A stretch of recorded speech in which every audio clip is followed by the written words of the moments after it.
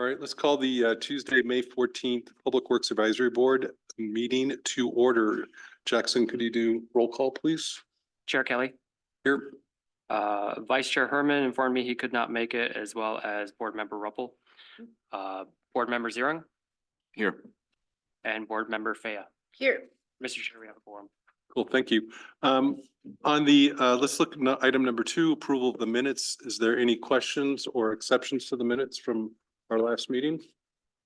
Do I have a motion to approve the minutes? I'll make that motion. Do I have a second? Second. All in favor? Aye. Aye. Mr. Chair, the motion passes. Cool. Is there any visitor communications today? There's not. Okay, great. Let's get to the board business, Paul. We're gonna get out of here by 5 o'clock if we can get it done right, okay? All right, I'll shoot for it. No, I'm trying to streamline all my board meetings now, okay? So it's. Nice, good work. I appreciate that. So thank you. I want to start off by saying I am in no way a utility rate expert, nor would I ever want to be. I am familiar enough with our process that we've gone through it more than once. The last time we did it was in 2017. And at that time, the council, their big rate methodology change was not including any allocation of water in the base rate. So everything had a volume charge. What it used to be before that, you would get essentially 1,000 gallons for the base rate.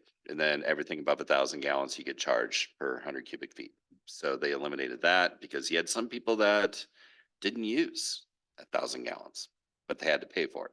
So it was kind of an equity process at that point. They did not choose to change the meter equivalent between the different meters. They wanted to keep that the same.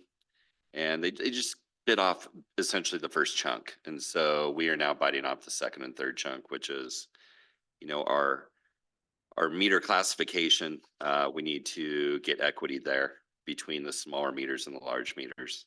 And then the third being develop and implement a conservation-based approach. So, which is going to be the first step in that approach. There's going to be following recommendations potentially from staff to council to maybe go with a tiered structure or, you know, something even more conservation-based. But we're getting there, small steps. Mm-hmm. So that was a big part of the objectives. We need to go into our fiscal policies and assumptions, take a look at those. We have a couple recommendations on those changes.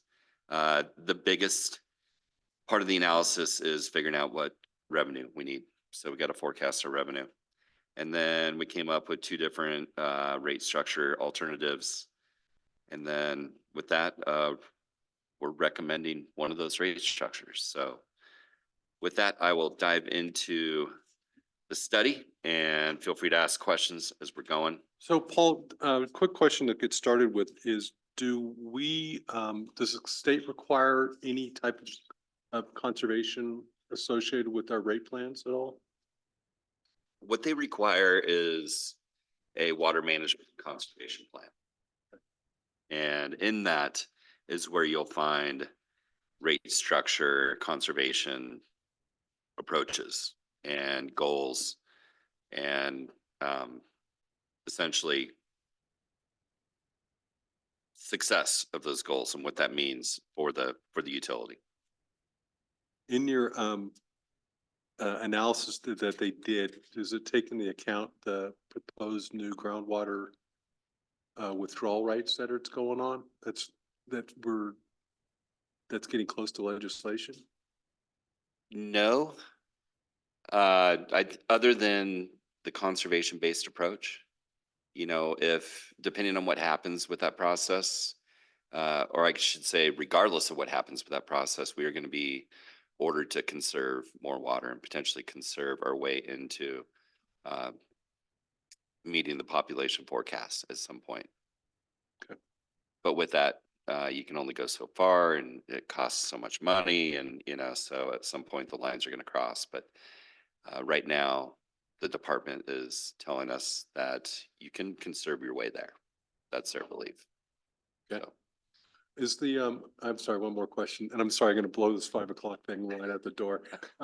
What's the average, gallons per day that a user has here in in the city of Sisters? So our gallons per capita per day, it used to be really high. It was north of 300.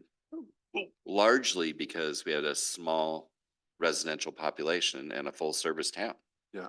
With a ton of tourists. Mhm. Since then, we have got it down to about 213 So, there, and we're shooting for in the 175 area in the next couple of years. because I know that Bend is at, they're trying to hit that We're- 150 mark, right? We're trying to hit a little below 150 in Bend.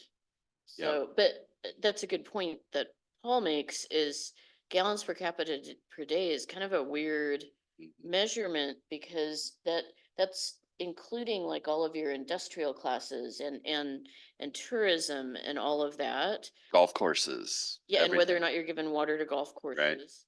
So it's kind of a weird, It is a Comparison. weird, it is weird.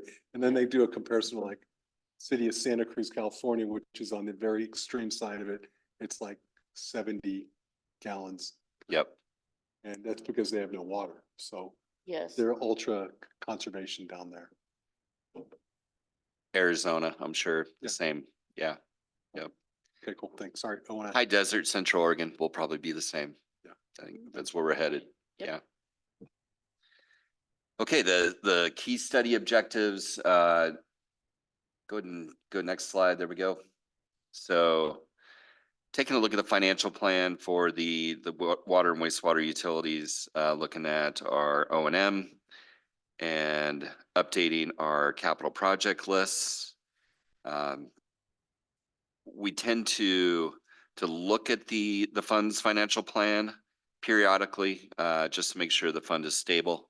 We did that a couple years ago. It was prior to our master plan updates, which is really driving this process. So, and then designing your water rate structure is really driven by key policies. We want to provide equity and cost recovery through the base charges. That's kind of the safe approach to stabilizing your utility. But we also have a conservation piece, and that's the part that's a little bit more volatile.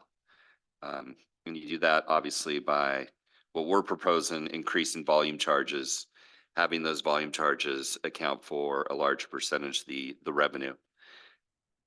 But also you can use tools like I talked to about before, whether it's tiered structures or essentially penalizing the large water users at the end of the day.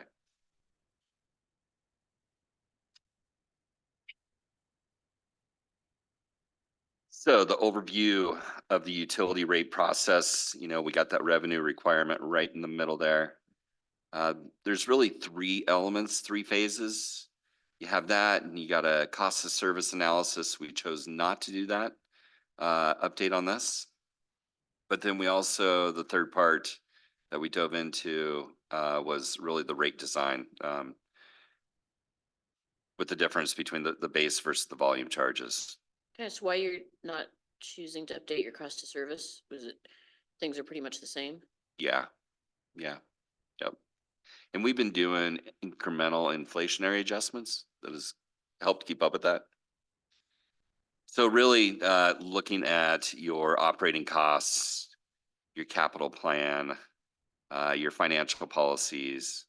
And with that capital plan, you're going to look at your capital funding, what you're going to get from STC revenue, rate revenue, grants, and your existing cash in the fund. So out of that, you get your base charges and your volume charges.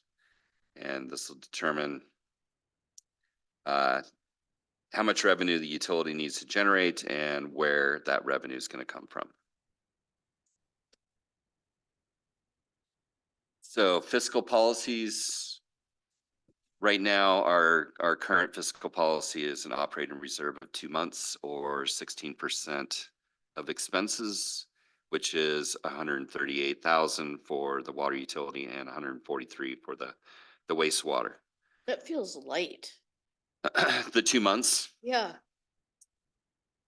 I think where they felt comfortable is we have other reserves in there. Okay. You know, we have a capital replacement reserve for, we essentially uh, inventory all of our equipment, our vehicles, our tools, what we use to run the utility. And we give each one of those things a life expectancy. Then you got your current life where it's at, and then how much the replacement cost is. And so every year we're pumping money into that to look out 30, 40 years, all the way down to, you know, a proportional share of the city hall roof, you know, HVAC equipment, obviously pumps and wells and reservoirs and those type of things. So, Awesome. and then on top of that, we have a capital improvement reserve where the water currently funds $104,000. This is for just what the operating fund is going to be responsible for, and that's going to be cash that will go to the capital projects. Wastewater, they chose not to fund it largely because the system's, you know, fairly new. There's not a lot of replacement projects. It's mostly SDC type funded projects. But if you want to get the best bond rating or the lowest interest rates available, we're really going to have to go to that 180-day reserve, which is what we've chosen to do with this analysis. Okay. Thanks. Yep. So we got to make some assumptions when we're doing revenue forecasts as well as expenditure forecasting. We look at our contracts with the banks on our credit card fees and came up with a percentage, inflationary percentage for per year for that. Your operating costs, that's just general inflation, using the CPI average. And then construction costs, which, you know, are less this year. They used to be 2 to 3%, and then they went to 9%, and they've been all over the place since 2020. So right now it's kind of settled back down on an average of right about 5%. And then employee benefits, large part of that is healthcare and PERS. So, and we got to assume what our growth rate is in the utilities. And with that, we used a 2.5% growth rate, which is equivalent to essentially 72 single family homes. And then we're looking at our operational forecast. We have 2022, 23 actuals that we adjusted for growth and rate increases that were done during that time. And then the expenses forecasted in the 23-24 budget, as well as our revenue projected in that same 23-24 budget. And then with that, we do a 7% franchise fee on projected revenues. That goes to the street fund. So Okay, so this is 7% franchise fee that you're charging the water and the sewer utilities, yes. And they're basically going to general fund for transportation. Or just to the street fund, not the general fund. They can Okay. only be used for transportation. Got They it. occupy our rights of way. Yep. They create maintenance issues in our rights of way. It's a pretty large franchise fee. Are you charging that of the private utilities? Yeah. Everything is at 7% that's legally able to be charged at, except for TDS, cable communications, you can only charge 5%.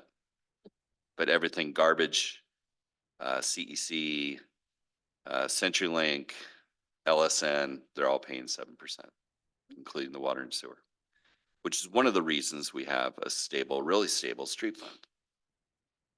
Yeah. Yep. Huh. there's just different ways of doing things, and every city manager that comes in looks at me like, really? It's not going in the general fund? I was like, not right now, it's not. Good for you, Paul. Yeah, so I have my argument or my theory, and reasoning. Where it should go. That's why we have great streets. It's a large part of the reason, yeah. I mean, just our CEC revenue is about 350 grand a year. Yep. Okay, so we'll start with wastewater first. As you can see, capital costs by year.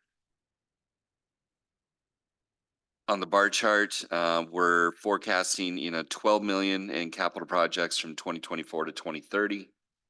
About 6.3 million in reuse, about 5 million for lift station improvements, and then a little bit on about 1 million on treatment plant upgrades. And the reuse is the Lazy Z. The reuse is Lazy Z. Yep. And then we're looking at our cash resources to cover 68% of those project costs, with 3.4 million coming from the sewer fund, 4.8 million expected to be funded by STCs, current and future, through the planning period. And then 3.8 million to be funded by issuing revenue bonds. This increases our annual debt service by 221,000 by 2030. On top of, we are about, I want to say, a little over 300,000 existing debt per year. And this does consider the rate increase from 2024 to 2030 and the amount of operating cash that we're going to have in there.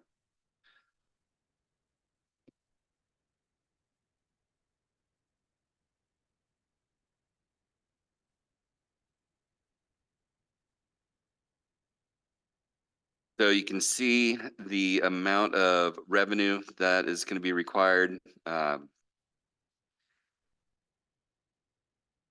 There's a little bit of debt in 24, 25, a little bit more in 2026, and that stays pretty stable until 2030, as well as our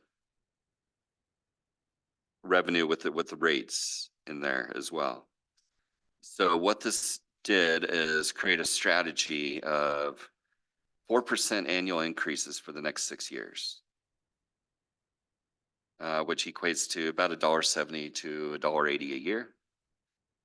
And it's going to be important as we get to around 2027 to take a look at, do another review and take a look at revenues, see how they're matching up with our debt service payments, as well as our operating expenses.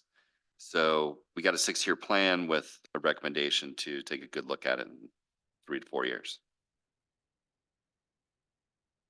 This is, What did FCS have to say about debt service and interest rates? so you got all kinds of options, whether you go for 20, 30, or 40-year debt service. What they used in their model was a 40-year debt service plan with a 4.5% interest rate. You can get lower interest rates going out to different funding agencies. Potentially USDA is a little bit less, DEQ as well. But there's also risks there with, are you going to qualify? Our AMI is really high. I want to say our AMI is north of $80,000 a year. And, we had a one-stop meeting with the funding agencies, and we're not broken. So a lot of what the legislators do when divvying up funds to the different agencies is really try to focus dollars on broken systems that are not meeting compliance, those type of things. So long-winded answer, we figured 4.5%. Yeah. Which hurts when you look at rates, 2-3 years ago, especially for public works projects, they're almost nothing. Mhm. Yeah. Our capital needs forecasting, in our water utility. So we're looking at 21.7 million in capital projects, about 13 million in water mains, most of those being transmission main upgrades. 7.5 million in reservoir improvements, another 1.2 million in wells, and then a little bit in our meter replacement program. And with this, we only have enough cash to cover 38% of the planned projects. 2.5 million come from the water fund and 5.7 coming from the SDC fund, which again includes current fund balance and future projected SDC revenues through the planning period. It doesn't increase our annual debt service. It creates our annual debt service because we have no debt today. So I guess in a way it does increase, but we're going from 0 to a little over $750,000 by 2030. And that's to fund those 13.2 million in revenue bonds. And we're looking to do the first debt issuance in 2026. You can see we're kind of the first hit of revenue is needed. And that will cover the 26, 27 projects.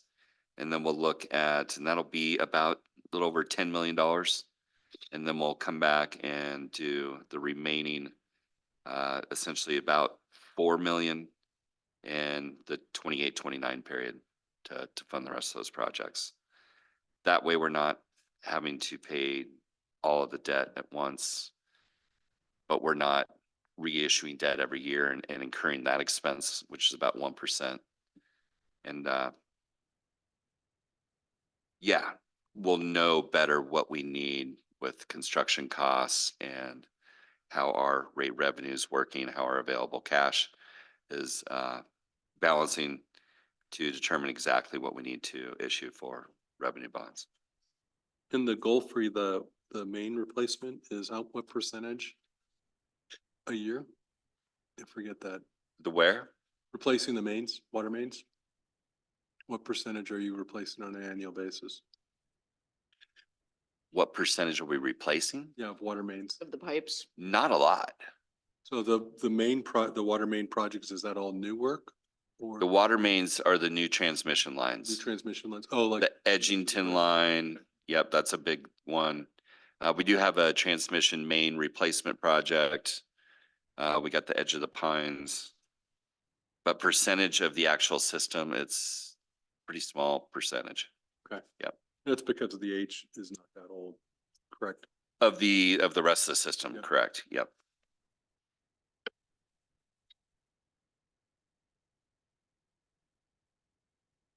So our utility revenue forecasts, the water utility needs are quite a bit higher, as you can see. We're showing a need for 5% or 5 years to 12% rate increases with a inflationary adjustment at 2030. And using available cash for capital in the first couple years before we start issuing debt, starts eating up our cash balance. And then essentially by 2028,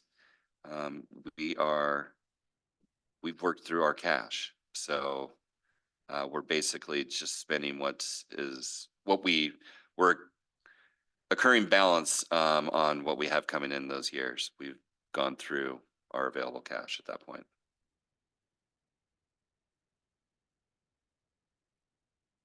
12%'s a lot. Yeah. It is. It is. You can get some pretty scary numbers out there. I can hear the screaming from across the town. So that's where we wanted to get creative. Not only creative with our water rate structure, but also with our messaging to people. I mean, the reality is our water is really cheap, It is, and not only in our region, but statewide, West Coast wide, nationwide. yeah, and the fact that we were only doing 2% rate increases for since 2017 is really killing us. Thank goodness we did the 2% rate increases. Yeah, on top of it. But we also just had a huge inflationary period there that no one projected. No one saw it coming, and that's what's resulting in this. So with that, our water utility costs are mostly fixed, driven by the capacity needs of the system. And then our water meter size defines the capacity need of a connection. So that's kind of number one point is what we see here, which is status quo. You really don't have a difference in rate equity compared to how much water we got to be able to provide when you compare a 3/4 inch single family home to a large industrial user that's running a 2 or 3 inch meter.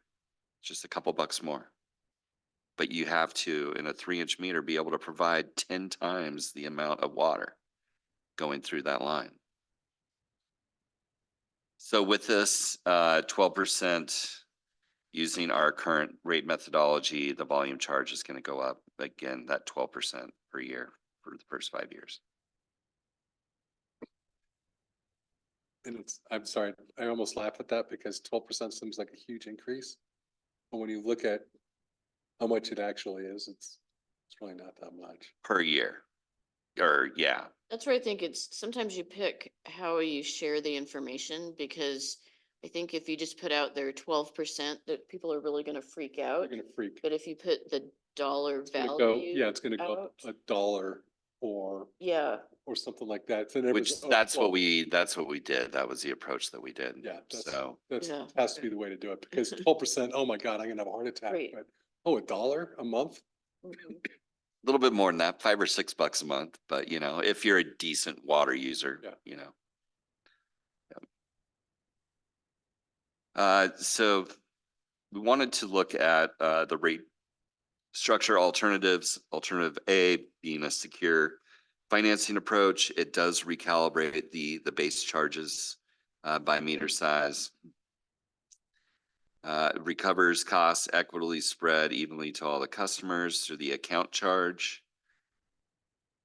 The equivalent residential unit or dwelling unit charge to recover costs that scale with capacity needs depending on meter size. And our multifamily billing is kind of weird. Currently, they pay the base charge that is there for the existing meter, which it isn't as bad as it could be since the differences between the meter sizes is so small. But if it's a 2-inch meter feeding a 30 unit, those 30 units pay the 2-inch base meter charge per unit. Oh, What this will do is replace that with each unit will pay a 3/4 inch equivalent. So part of our redoing the rate structure is we're going to see less revenue from our multifamily. Hmm. So we got to account for that. but that is an equity component. That's an equity component for sure. Mm. Yep, especially when you start changing the meter base rates Mm. to be more equitable. Mm. This stays with targeting, 37% of the cost recovery needed through using volume charges and 63% using the base rate charges. Alternative B, again, we're recalibrating the base rates by meter size, but it's moving the volume charge to recover 50% of the fund revenue needs versus 37%. So when you say targets 50% of cost recovery, this is always what's interesting is it's great because it encourages conservation. It But, does, but then you start collecting less money. potentially. Yep. So is that factored in somehow? No, that's really where we're gonna be looking at it every year. To really, especially the water side, to see, are we hitting our revenue needs?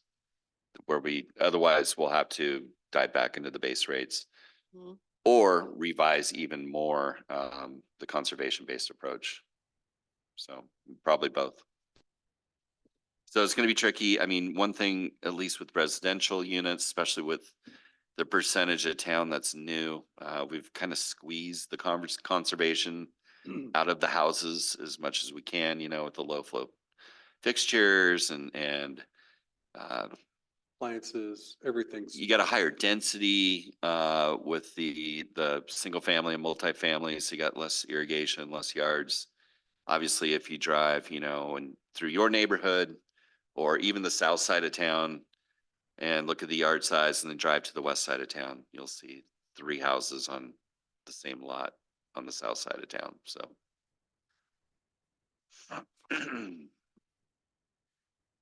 So recalibrating the water rate structure, that base rate charge really ends up being a pretty equal distribution between the fixed cost, the account charge, versus your operating costs, per dwelling unit. And then making up the rest of it is, like I said, through that volume charge. And you can see the 37% compared to what it would be with a 50% volume charge recovery.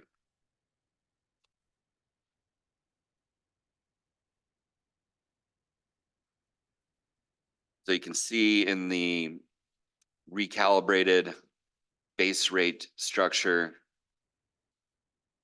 you know, your status quo is just 12% across all of the different meter sizes.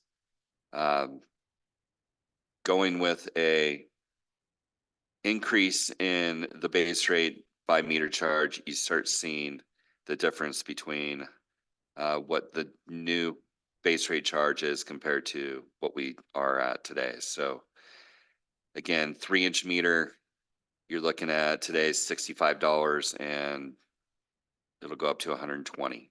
And that's pretty much the biggest meter we got. I think we have one 4-inch meter out of the school that's not even used. It's for irrigation, but they don't use it since they provide their own irrigation. So 2-inch, same thing, $27 to $66. We actually had 1-inch and 1.5 for some reason, paying the same base rate at $24.33. Split those out and you can see the difference, going to 29 and then about $46 there. So that's a change that we have to communicate, especially to our larger water users, because their bills will be going up more than 12%. Well, this can do an interesting thing to new development. I've seen where new development comes in and tries to avoid this cost by putting in more meters, Mhm. more smaller meters. Yeah, they do. I mean, we used to see that with them trying to avoid STC Yes, costs as well. yeah. But this will do the same thing. Absolutely. So, you know, it takes a 4-inch meter to feed this, you know, hotel. And they'll be like, well, just do 2-inch meters. And then they forget about one of those meters. Not only does the engineering not work, but yeah, you don't want to be taking a shower on the 4th floor. Yep. So alternative A, the secure financing alternative, again, recalibrates the base rate, keeps the volume charge at 12% as well through the planning period. You see the percentage of revenue coming from the volume charges. And then on the wastewater side, it still recommends the 4% essentially inflationary adjustment every year. Alternative B, the conservation approach, same concept.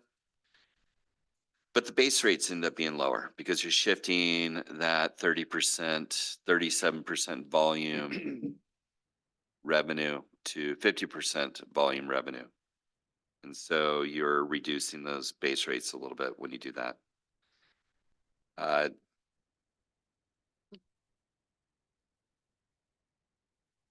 We got the volume charge felt softened a little bit, how much it goes up every year to help avoid the potential impact of massive conservation. So versus going with $2 right out of the gate, we took the stepped approach to try to soften that, try to be able to see how it's trending as we get 2 or 3 years of data with us. And then we can see are we meeting our revenue projections? Or are we not?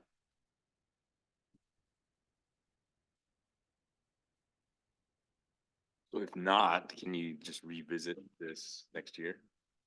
In 27, I think, is when you're gonna revisit it. 2027, the wastewater for sure. We're gonna be watching our water rate revenue every year when we budget to see exactly, are we meeting these projections in the model or not? Both on the expense side, obviously, but mostly the revenue side. Because we really don't know. I mean, Lori had a good point. We don't know what that effect's gonna be. Yeah. We hope that there is an effect. I mean, that's the idea. We just don't know how much it's gonna be. Then we get to take a look at our combined single family bill, what they're gonna see. You got current rates, Redmond's the only one below us in the immediate area. And we're going up about $6 right in there, $5, $6. You can see the three, status quo, 12% straight across for water, 4% for sewer. Your alternative B, conservation's a little bit less. And then your alternative A is a little bit more. It's got a little bit higher base rates. And actually quite a bit higher base rates because you're also correcting that multifamily base rate as well. So the biggest difference, this is a typical single family bill. The biggest difference we're going to see is with our high water users, for sure.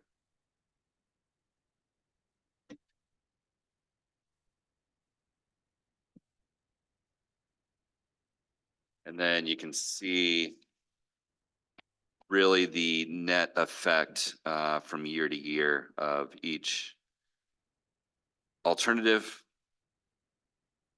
You got a little bit more revenue stability with alternative A, got some volatility, potential volatility with alternative B. But again, staff is recommending going with option B, conservation-based approach. And then all these contemplate, the 4% per year wastewater rate increase. So when you start looking at the percentages that the actual, single family bill that uses a decent amount of water for irrigation, the percentages aren't that bad. They're a little bit more palpable. So this is something, in your neighborhood, Bill, that I would think is a pretty standard bill. Yeah. Yeah. I mean, I don't know what ours is, so I couldn't, that's not my department. Yeah, your HOA bill might go up. Substantially, I could see that. 'Cause they pay for all the green space. They do, so, and that's yeah. gonna be a big item out there. And which it is- needs to be. It needs to be. It needs to be, And that'll actually drive the conversation of, do we need all this green space right? out there? And it's already being talked about, because I remember we talked about the liners for the creeks and stuff like that. And Yeah. if there's a failure in the creek, we're saying, don't fix it. just make ponds out of the big ponds and make some tules or whatever in those little creek beds like that, make it look like a real high desert creek, okay, that Right. doesn't have water in it. Right. So Yep. those are things that are gonna have to happen, you know, Yep. like, I was like, from my office window, I can see them water the islands out there, like on Birch Street. And I'm like, that is just a waste of water out there every day that's going on half in the ground and half in the creek, so. Yep. Yeah, and it's something that, that's why it's in our water management conservation plan, because sometimes you have to hit them in the pocketbook. Yeah. Mhm. So, and I think one of the challenges is that at PMV, I'm sorry to talk about, is that they've got to make some changes in their, in the CCNRs to say that you don't need Yeah. grass next to the street. You could put Right. rock out there. And so that's something they have to figure out. Yeah, well, I'd say I'm definitely supportive of going with the conservation route. Now's the time to do that. It's in the newspaper every day about water. Yep. And so people should jump onto that as a good approach. But I agree, you'll probably have to watch it each year Right. and see what happens. Yeah, I think, and we're taking an aggressive approach with our current customer base that's used to being able to use cheap water. But in reality, it's a pretty soft approach, even Central Oregon wide, Yeah, I think so. I think the things that to soften it to the end users are going to be, how is the city going to support conservation efforts with the end users? So, pushing if there's any rebates, and that's what you should be working on, Jackson, is some grant money for low flow toilets, low flow shower heads, get all that stuff that we can give out to the users and help them which is Yeah. bad and good, but it's an effort. No, it's even- necessary. for It's sure. necessary to help It reduce is. and then that proves that the cities cares about those type of things. Yep. Out there, and I think you can get those. I think, and I know that when I work with East Bay Mud, they did a project where low flow toilets, and they replaced something like 100,000 toilets. And they were able to decrease their water demand. Yeah, Pretty it's a much. little less now because the plumbing codes have changed. But on But- the older part. Yeah.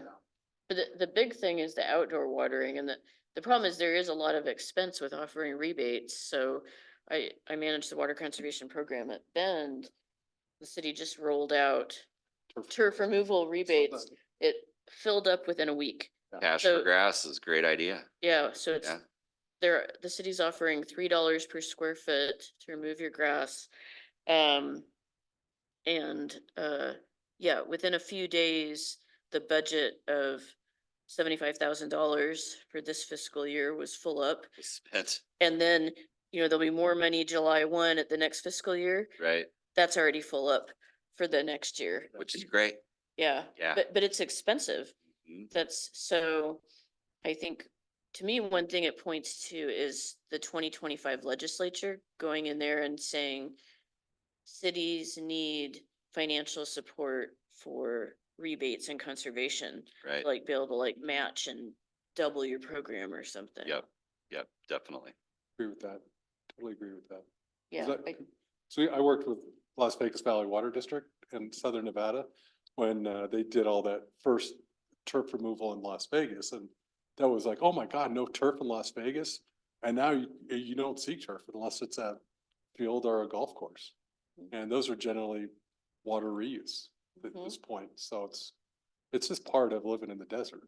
And you get very creative with your decorative rock, Yeah. and your zero escaped planning. And so And that, well. you can do it. You can get there. You can reduce a lot. in a lot. Yeah, a you lot. can. Yeah. But, and then it's interesting on that is that you almost have to be cautious of that in the same light too, is because after you met with the PMV, ARC committee, we brought in the fire marshal to talk about how we can have better fire protection on that. Sure. So everybody pulls out their wands and puts in, what do they put in? They put in bark. Yep, And bark It is, cannot be bark. and bark is just the ignition source when you have those big Right. glowing, So embers. That's such an issue is there's fire-wise landscaping and there's water-wise landscaping.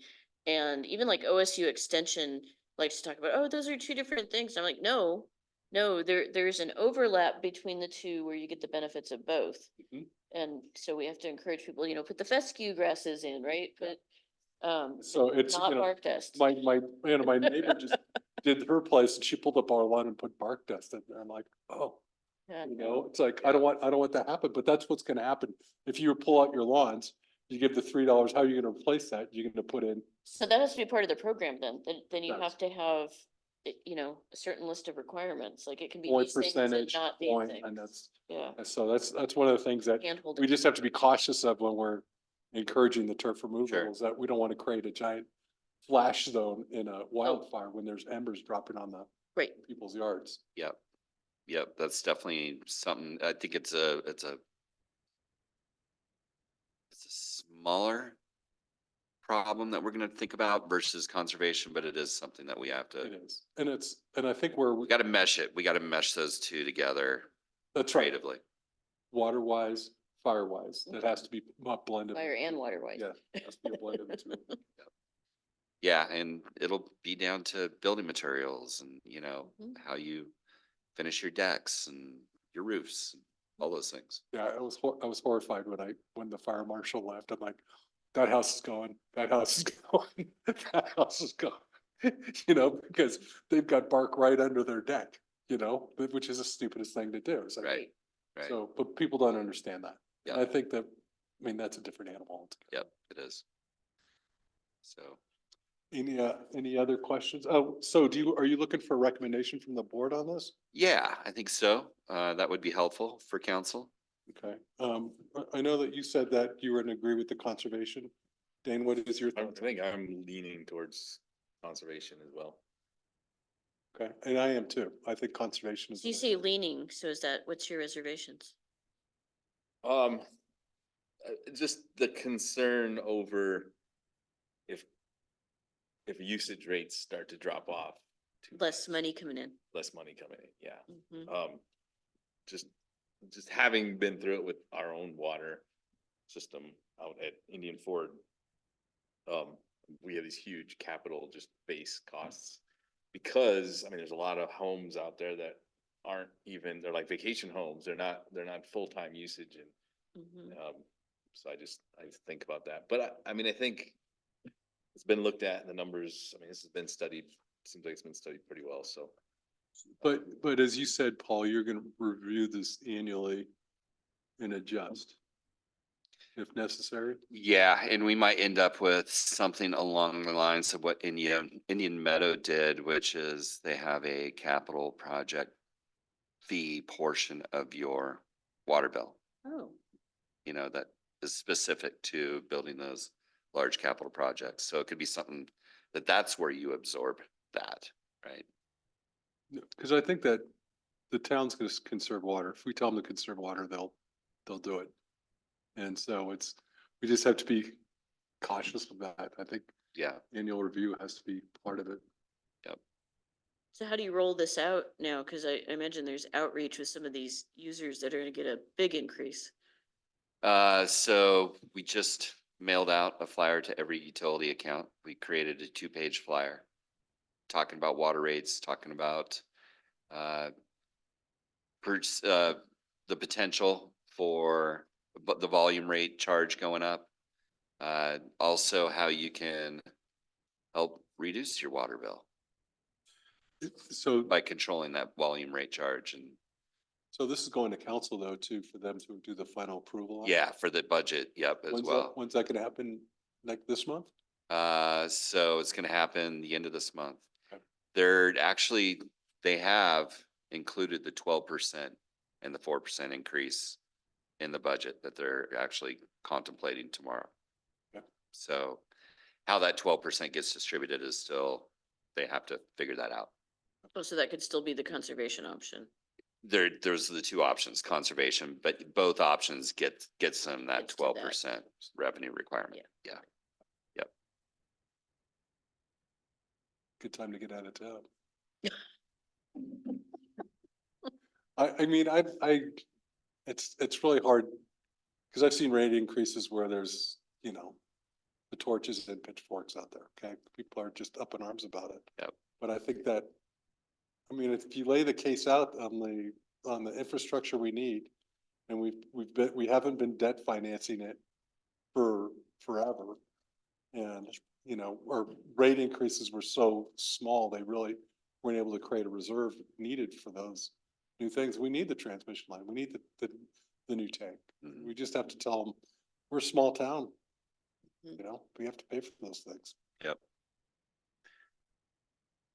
Cool. I think the advisory board recommends the conservation method on that. So Great. You can take that. Nope, that's awesome. That's perfect. So we'll let council know. Okay, cool. Bet. Is there, anything else you need to update us about, Paul? So our overlay project is substantially complete. It turned out pretty well. I thought they got a little rough start out at Arrowleaf. Those things can happen with night work. You know, they came in a little too high on their connection to the roundabout on McKinney Butte. So there's a little speed bump there that I don't like, but to correct those things, you either grind, which, you know, takes off that protective surfacing day one, which you're relying on to get your, 7 years of wearing course. Or you go back and you cut it out and you try to taper it back in, and sometimes you just move the problem to a different part of the intersection. So it's one of those things, it's like you got kind of one chance to get it right. I don't think it's as critical to really have to go back in and do a major repair. I think we can live with it. When's We're the- working with the KSL, the contractor, to take some money off on the contract for that. They know they screwed up there, so. in the painting, the repainting of the sidewalks and lines, how's that coming along? So Arrowleaf is done. We have majority of the crosswalks in Pine Meadow Village and on Buckaroo done. We ran out of thermo. I got thermo ordered. We'll get the rest of that done next week, but yeah, striping's largely complete. They'll have to come back in, I think, next week to seal or crack seal all of the pavement joints throughout the project. So with that, they did a pretty decent job. And for the price that we got, I wouldn't be afraid to use them again. Did they come out of Eugene or Salem? Can be. Can be, okay. Yep. Do a lot of work in the Portland metro area. 'Cause I saw their trucks leaving town on Friday. God, they had They had them all here. a lot of them. Yeah. Yep. They're definitely working to get into the public works game for sure. So while they were over here, we had some weather issues. They were doing other grinding work for ODOT and Deschutes County as well. Cool. So our crack seal crew started today. So this week they'll be hitting all of our crack seal lists, which is hitting those roads that we're going to be chip sealing and seal coating in the next year or two. We're going to be trucking in chip seal rock into our staging area at the plant starting tomorrow. So getting ready for that work in July. So we're kind of right in the middle of that road construction season. And then the roundabouts,